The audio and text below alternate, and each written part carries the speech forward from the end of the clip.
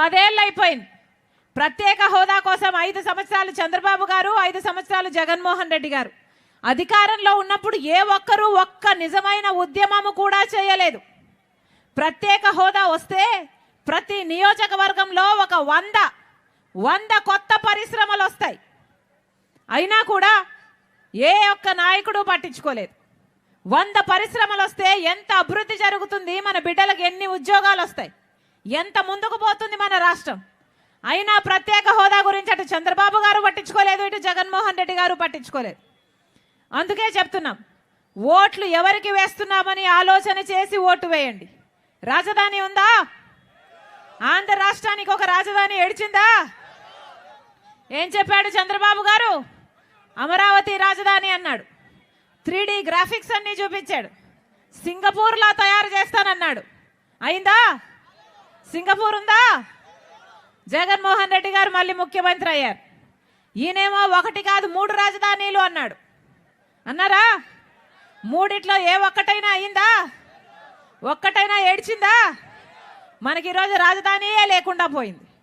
పక్కన బెంగళూరు ఉంది, హైదరాబాద్ ఉంది, చెన్నై ఉంది, అందరికీ అన్నీ ఉన్నాయి. మనకేముంది? చేతిలో చిప్ ఉంది. మనకేముంది? గుండు సున్నా మిగిలింది. అందుకే ఎవరికి ఓటేస్తున్నామో ఆలోచన చేసి ఓటు వేయండి. ఓటు అనేది మీ చేతిలో ఉన్న ఆయుధం. 5 సంవత్సరాలకు ఒక్కసారి మాత్రమే వచ్చే ఆయుధం. ఓటు అనేది మీ జీవితాలను మార్చే ఆయుధం. ఓటు అన్నది మీ భవిష్యత్తే కాదు, మీ బిడ్డల భవిష్యత్తును కూడా ప్రభావితం చేసే ఆయుధం.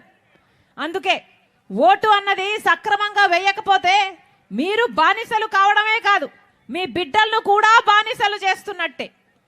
అందుకే ఓటు వేసేటప్పుడు ఆలోచన చేసి ఓటు వేయండి అంటున్నాం. ఎవరు మాత్రం ఏ ఉద్ధరించారు? చంద్రబాబు గారికి అధికారం ఇచ్చి చూసాం, జగన్మోహన్ రెడ్డి గారికి అధికారం ఇచ్చి చూసాం. ఎవరేం చేశారు? అన్నా ఇంతమంది రైతులు ఉన్నారు ఇక్కడ. రైతులున్నారా?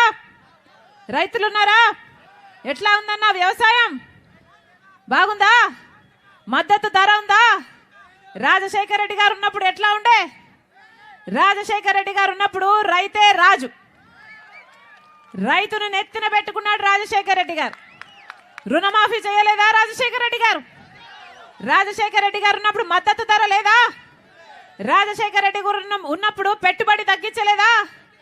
రాజశేఖర రెడ్డి గారు ఉన్నప్పుడు డ్రిప్ కోసం సబ్సిడీ అయితేనేమి, ఇన్పుట్ సబ్సిడీ అయితేనేమి, పంట నష్టపోతే పంట నష్టపరిహారం అయితేనేమి, యంత్రాల మీద సబ్సిడీ అయితేనేమి, ఇలాంటి ఎన్ని ఉన్నాయి. అందుకే కదా ఆ రోజు వ్యవసాయం పండుగ అయింది. మరి ఇప్పుడు ఎలా ఉంది వ్యవసాయం?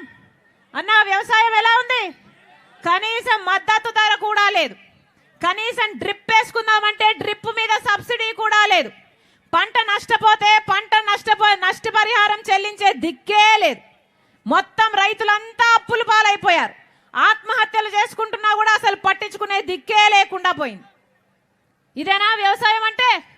ఇప్పుడు వ్యవసాయం పండుగ కాదు, వ్యవసాయము దండగా అయిపోయింది. ఏం చెప్పాడు జగన్మోహన్ రెడ్డి గారు?